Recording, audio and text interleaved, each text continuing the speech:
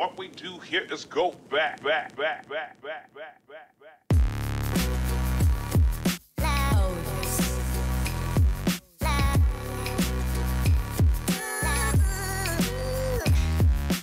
Call of Duty YouTubers, the Call of Duty community, it's easy to make fun of, and even I make fun of it, even though I do enjoy the Call of Duty franchise. Not everything in the Call of Duty franchise. The first 3 games, though, are classics, really, to me, aren't that interesting. I prefer Medal of Honor when it comes to classic World War II games. World at War, honestly, was really underwhelming to me, and it still is. It's a fun game, and the campaign's worth playing through, but it's a pretty boring Call of Duty title. I think Modern Warfare 2 is completely overrated, and other than aesthetics, keywords, other than aesthetics, I think Call of Duty Ghost did everything Modern Warfare did actually better. By far the most innovative Call of Duty has probably been Black Ops, and the second most would be Advanced Warfare, but Advanced Warfare and Black Ops 3 put bitter taste in my mouth, and although I'm really not that into Advanced Movement Call of Duties, IW's been the only one that I've really enjoyed because I enjoyed how Call of Duty Ghost felt, and it feels like Call of Duty Ghost and Black Ops 3 had a weird love baby. All of that is a really brief, simple summary of my opinions of some Call of Duty games that has come over years of playing these games. And one of the things that I'm really frustrated with the Call of Duty community and Call of Duty YouTubers is with the last Call of Duty, they completely shat on the concept of video game criticism in favor of trend culture and meme culture.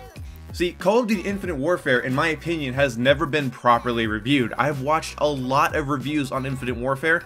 They've never been actual reviews. If you guys can link me to one, that would be great. One that objectively looks at the pros and the cons of the game. The closest I've seen is GameRanks' Before You Buy.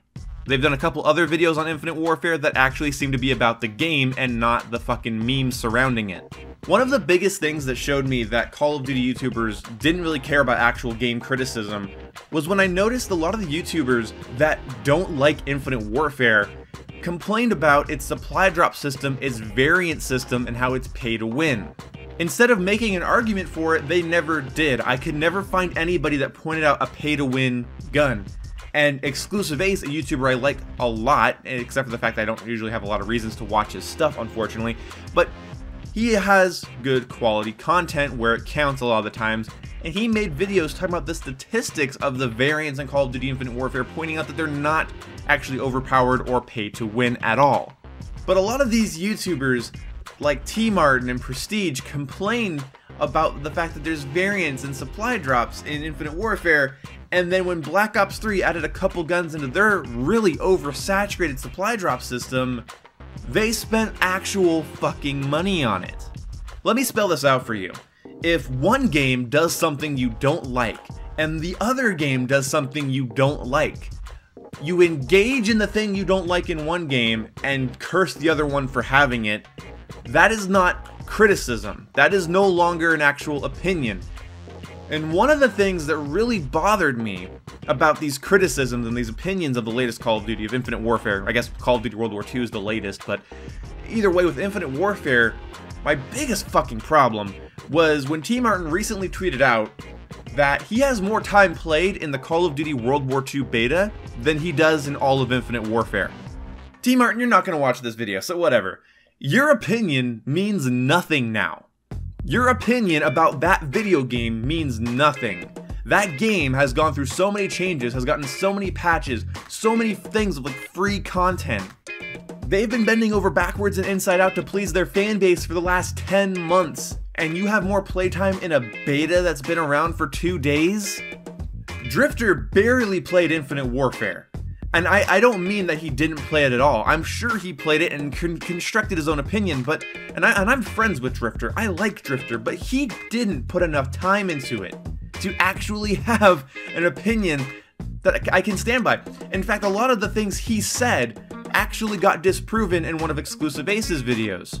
I will link both of those in the description, his video about why I didn't like Infinite Warfare and Xclusive Ace's response to it. Xclusive Ace doesn't do response videos, he's a family-friendly Call of Duty channel that talks about stats and weapons and skills and stuff. He does like tips and tricks and stats.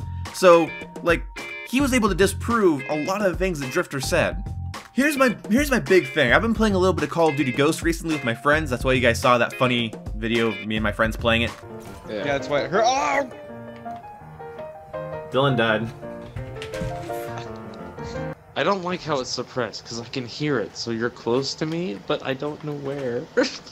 I've been playing a lot of it, and I realized that with Call of Duty Ghosts, I watched people, all the YouTubers and everyone play it for like 6 months, and then like it started to die. The player base started to die, people started complaining, people got bored, and their biggest complaint was, we are bored.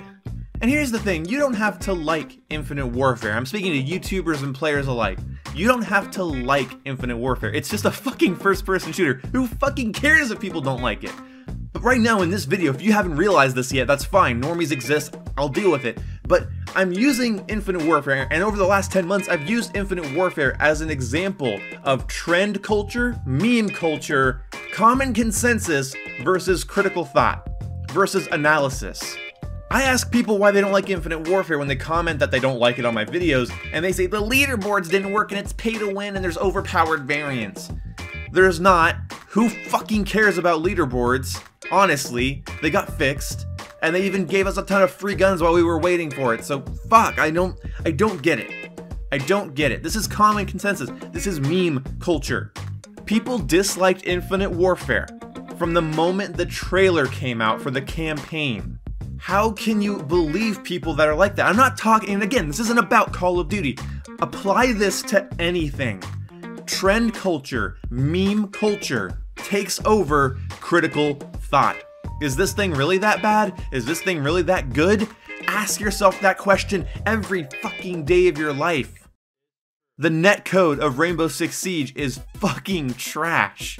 Now, does that mean you shouldn't play the game or enjoy it? No, but I think the reason a lot of people are enjoying certain games right now is because they feel like they're part of the trend, they're part of the meme, like when DayZ was a thing, when H1Z1 was a thing, and now it's PUBG, and it'll move on to something else.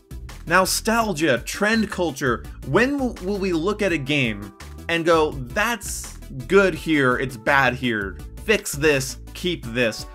Why can't we do that? I mean, there's people that do it.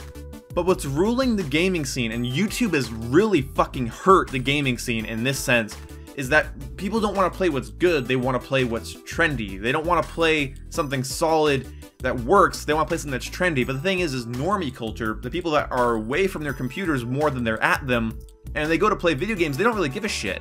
That's why Infinite Warfare is still in the top 20 most sold games and top 20 most played games since it came out. Now, top 20 isn't amazing, but on Xbox, it was in the top 15 right next to Rainbow Six Siege and Battlefield 1 for a long time. So it's right there. It's right between Battlefield 1 and Rainbow Six in terms of like most hours played and players playing it and people being online. When somebody tells me that Infinite Warfare is dead, nobody plays it, when it is in the most played section on PlayStation and Xbox, I don't know. I don't know. That's when trend culture has trumped critical thought, because you're saying something that's completely unfactual based off of nothing that can be disproved just by going to the most played section in the store. So let's recap this video. If you stayed to this point, you understand my position. If you can understand things at a 4th grade level, you will understand my position. Does that sound condescending? Probably, but here's my summary. When Black Ops 3 adds guns into its shitty supply drop system, and big YouTubers pay money to get those weapons, but when Infinite Warfare has a much more obtainable way to get very balanced variants, that's a problem. The games both have a system we don't like, but you're putting money into one of them while complaining that the other game has it. That's like a vegan going to Walmart and getting mad that they're selling beef jerky and then buying the jerky at Target while still pointing their finger at Walmart for selling beef jerky. And then you have these YouTubers that make money from making Call of Duty videos, and they have channels that are based around Call of Duty, and they're not playing Infinite Warfare after like an hour to 2 hours of playtime, and then they're just done. Not going to give it a chance, not going to ask for updates, not going to communicate with the developers or Activision. You're not going to pull any strings or try to help the game get better by working with the community. Nope, it's bad. And I think that's honestly just fucking meme culture. I think they didn't want to fight meme culture. They didn't want to just be constantly ridiculed for not playing the game. Oh, and also, they complained about losing money on it, and that's the funniest thing to me. You couldn't have given it a chance, you couldn't have played through it, you couldn't have, you know, been like, hey, you know, I'm gonna give this game another chance. I'm gonna play more of this game. I'm gonna look into this a little bit more. No, you just don't believe in that game. You don't want it around. Okay, yeah, that makes sense. Thanks for helping out, Drifter and T Martin. And any other large YouTuber that was just like, haha, this is in space, what is this, Star Wars meets Buzz Lightyear? This is stupid, I hope I get another World War II shooter. Oh, what's that, Black Ops 3's got supply drops? Have my fucking money! I'm gonna go spend hours of my time trying to get a fucking Olympia in Black Ops 3, woohoo! This isn't about Call of Duty, well, I mean it is, and then that whole situation frustrates me, but it's about critical thought. It's about learning to go past what's popular and past what's trendy and look at things objectively. Ask yourself why you would play glitchy, unfinished, repetitive games just because they're popular. The internet seems to pick things that are good or bad based on no criteria whatsoever.